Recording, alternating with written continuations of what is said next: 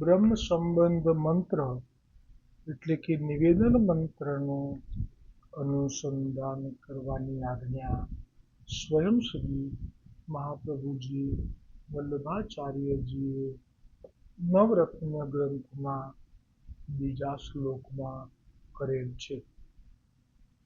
નિવેદનમ તુ સ્મર્તવ્યમ સર્વથા તાદશૈ જનૈઃ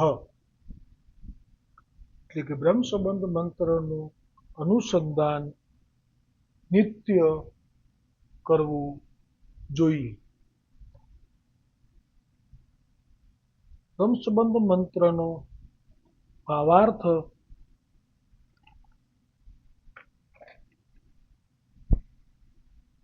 ભગવાન શ્રી કૃષ્ણથી વિકુટ આપણે હજારો વર્ષોનો સમય વ્યતીત થવાથી ભગવાનની પ્રાપ્તિ માટે તાપ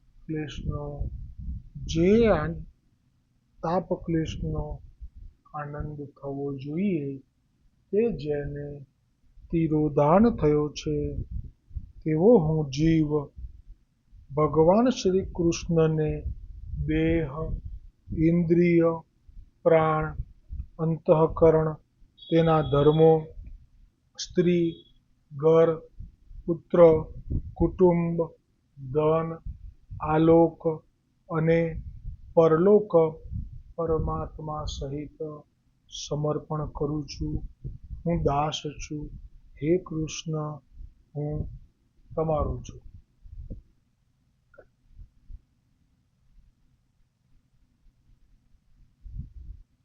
બ્રહ્મ સંબંધના ભાવાર્થમાં સમર્પણ જેટલું થાય છે એ થયા પછીનું જે જીવન છે એ આ ધોળમાં લખ્યું છે. કૃષ્ણદાસ અધિકારીના ઘરમાં દ્રવ્ય, સંપન્નતા, ઐશ્વર્ય અમાપ હતું. એક ક્ષણવારમાં ત્યાગ કરી અને આપ ચાલી નીકળ્યા. કેમ કે લીલામાં આપ લલિતા છો. સુરદાસજી નિષ્કિંચન ઘરમાં પ્રગટ થયા, પણ ઘરમાં ગૂંગળામણ થતી હતી. આપ લીલામાં ચંપકલતા છો, દિવસની લીલામાં કૃષ્ણ સખા છો અને લૌકિક બુદ્ધિવાળા માતા પિતાના ઘરમાં રહી ન શક્યા. એટલે કંઈક બહાનું શોધતા હતા કેવી રીતે અહીંથી નીકળું. અને બીજું એ જન્મથી જ નેત્રના ચિહ્નો વગર હતા.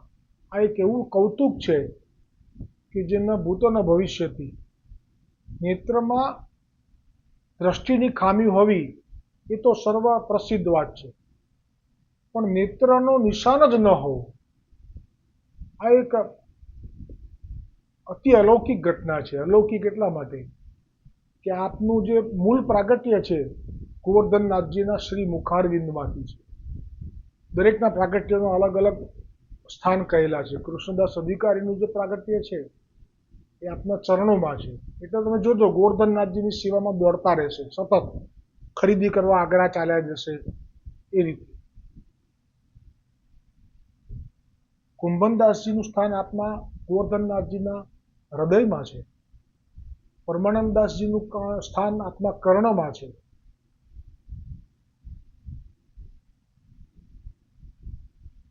ગોવિંદ સ્વામીનું સ્થાન એ આપના નેત્રોમાં છે. ચતુર્ભુજદાસજીનું સ્થાન આપના શ્રી હસ્તમાં છે. તો તેવી રીતે સુરદાસજીનું સ્થાન મુખારવિંદમાં છે, પણ નેત્રો જ નથી.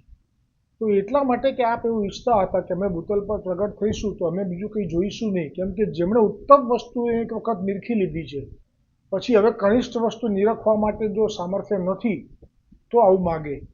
અને એમને પાછી દ્રષ્ટિએ કેવી હતી કે એક વખત પરીક્ષા કરવા માટે આપે એમને ગોકુલનાથજી અને સૌ બાલકૃષ્ણજી એક લીલા કરી, ટીખળ કરી અને જે પદો એ રચતા તો એ કેવી રીતે રચતા એમને તો કોઈ કહેતું નથી કે કોઈ કહેતું હશે તો આવી શંકા કરીને આવી રીતે જ્યેષ્ઠના મહિનામાં ખૂબ જ ગરમી અને ઉકળાટ હતો એટલે ઠાકોરજીને સુખ થાય એવી રીતે માત્ર કળીનો શ્રૃંગાર આવ્યો, ફૂલનો શ્રૃંગાર આવ્યો. તો સુરદાસજીને કહ્યું કે હવે તમે દર્શન ચહેરો ખુલ્યો શૃંગાર પછી, કહ્યું કે હવે આ તમે પદ ગાઓ. તો સુરદાસજીને તો ભલે નેત્રના નિશાન નથી, પણ બધું જ દેખાય છે. પણ કયું દેખાય છે? જે આપને જોવું છે તે દેખાય. આવી કૃપા કરી છે એમની ઉપર ભૂતલ પર પડતા પહેલા.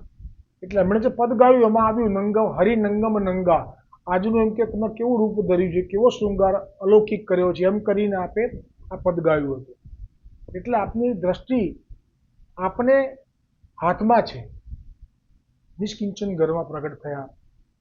તો આ જે દ્રષ્ટિ નહોતી એટલે એમના માતા પિતા એમને અપશુકનિયાળ કહેતા અને કોસતા. વિચારો, 5 વર્ષના બાળકને કોઈ કોસે કે તારા પગલાં સારા નથી, તું અભાગ્યો છું, અમારું પણ ભાગ્ય તારે લીધે ખુલતું નથી. તો વૈરાગ્ય દ્રઢ થઈ ગયું. હવે આપણે ઘરમાંથી જવું છે, જઈ શકતા નથી. પણ તે તાકડે પ્રભુએ જ કૃપા કરી અને કોઈ ક્ષત્રિયથી સુવર્ણ મોહર મળી 4 યજમાનના દક્ષિણામાં. એટલા રાજી થઈ ગયા કે આટલા વર્ષો પછી મને મળી, અને આમાં તો અમારે આટલા જ દિવસો મહિનાઓ સુધીનું અમને સીધું સામાન મળશે. બહુ જ નિષ્કિંચન હતા. હવે એ મળી તો મળી, પણ પ્રભુ એવી લીલા કરી કે એમણે જે ગાંઠ બાંધીને રાખેલી હતી પોટલી, એ ઉંદર ખેંચી ગયું અને ઉપર છતમાં નળિયામાં ક્યાંક સંતાડી દીધું. આ ઉંદરનો સ્વભાવ હોય છે અને આ પ્રભુની પ્રેરણાથી થયું. તે વખતે એના માતા પિતાએ છેલ્લામાં છેલ્લું બાણ મારી દીધું. સુરદાસ 6 વર્ષના હતા એ વખતે, કે આ નેત્રહીન જ્યારથી ઘરમાં આવ્યો છે ત્યારથી અમારા જીવનમાં સુખ જ નથી. અને બસ આ ઘા ઝીલી લીધો સુરદાસજીએ. પછી સુરદાસજીએ કહ્યું કે તમને આ તમારી સુવર્ણની મુદ્રિકાઓ પાછી અપાવું તો તમે મને જવા દેશો આ ઘરમાંથી? તો કે તારું કંઈ કામ જ નથી અમારે, તું અપાઈ દે. એટલે કહ્યું કે આ જગ્યાએ છે, મેળવી લો. તો તેવી રીતે આપે પ્રગટ કર્યું કે આપનામાં સિદ્ધિ કેવી હતી. ખરેખર ત્યાંથી મળી. પછી કે ના, હવે રોકાઈ જા, જ્યાં સુધી આનું દ્રવ્ય છે ત્યાં સુધી. તો કે હવે પછી ખોવાઈ જશે, જે રોકવો છે મને. તો કે જા. અને સુરદાસજી ચાલ્યા.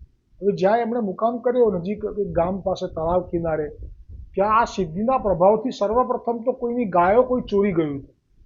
અને એ કહે છે કે તમે જાણો છો, તમે તો કોઈ મહાત્મા જેવા દેખાવો છો. એથી શરૂઆત થઈ. અને કે હા, ફલાણાએ ચોરી કરીને ઘોડા રાખવાની જગ્યામાં પાછળ બીજી એક જગ્યા છે ત્યાં બાંધી છે. મળી ગઈ. એણે ગાય પણ દાનમાં આપી, એક ઝૂંપડી ઊભી કરી આપી, એક ચાકર રાખી લીધો અને રોજનું એમને ભોજન મળે એવી વ્યવસ્થા કરી દીધી.